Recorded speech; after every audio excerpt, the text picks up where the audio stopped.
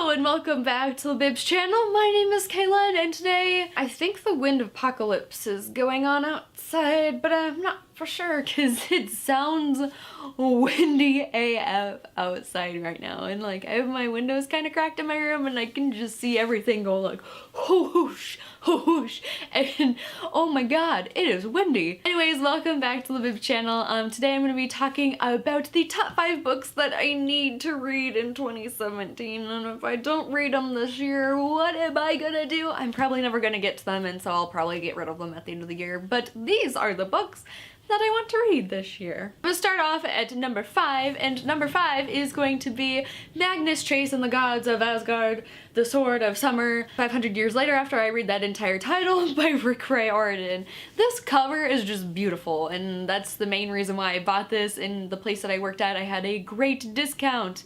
It was a great bookstore, but went out of business, which was very upsetting. But this book was signed, and it had a pretty cover, and it talks about Norse mythology, which I've always kind of wanted to learn about. I really loved and enjoyed Rick Riordan's Percy Jackson series when I read it back in high school, and I haven't read a Rick Riordan book since. I think now is going to be the time. This is the year, and the last book in the trilogy comes out this year, so maybe I could just speed read through it or just marathon it. The next book that I plan to pick up in 2017, coming in at number 4 on my list, is Illuminated by Jay Kristoff and Amy Kaufman. Amy Kaufman and Jay Kristoff. There we go.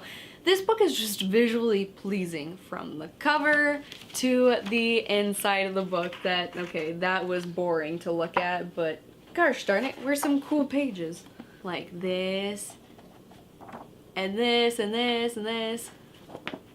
Oh, and this page is really cool, but this book has a really unique format, and I think it would be awesome to read. Coming in at number 3 is a book that I've been meaning to read since forever, and I found a receipt in the book that says I originally purchased in 2014, so I should probably get on this train because the bandwagon has already left and the trilogy is already finished. But that is Marie Rakowski's The Winner's Curse, and beautiful deckled edges, beautiful cover. This book talks about political fantasy. I don't know.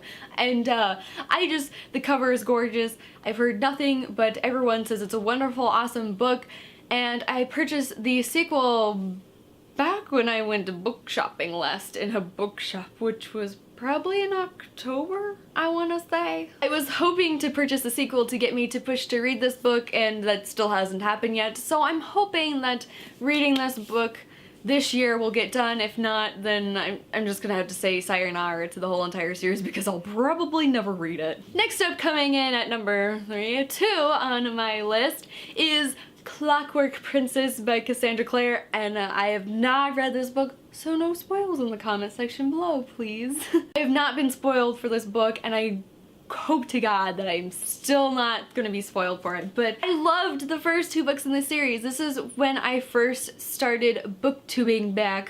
I forgot how many years it's been now, but I started reading this. This was one of like the first kind of books that I was talking about when I started reading booktube, like my Sunday reads videos. I mentioned that I was reading Clockwork Prince or Clockwork Angel or something, but I still haven't read this book yet because once it was released that March, I think, people were bawling and they said how much they hated it and it just ruined your feelings, and I don't want to read a book that destroys my feelings. And that makes me sad, and then I won't be able to read more books.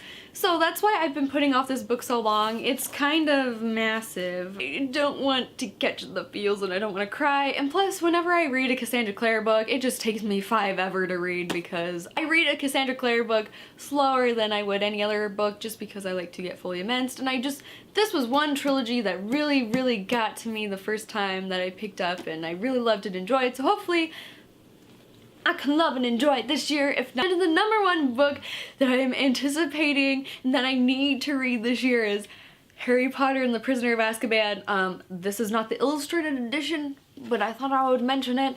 But I want the illustrated edition of Harry Potter and the Prisoner of Azkaban. I am reading that when it comes out because Prisoner of Azkaban is my favorite movie and my favorite book of the entire Harry Potter series. I love it so much, and it was such a good book and good movie, and I loved it so very much. And so I am so hyped up for the illustrated edition, and I just can't contain my excitement, and I'm just really weird and I just love Harry Potter so much. But anyways, those are the books that I need to read or must read in 2017. What books are you guys planning on reading in 2017, or what is a book that you must read by the end of the year? Anyways, that is gonna be it for today's video, and I will see you guys next time with a new video.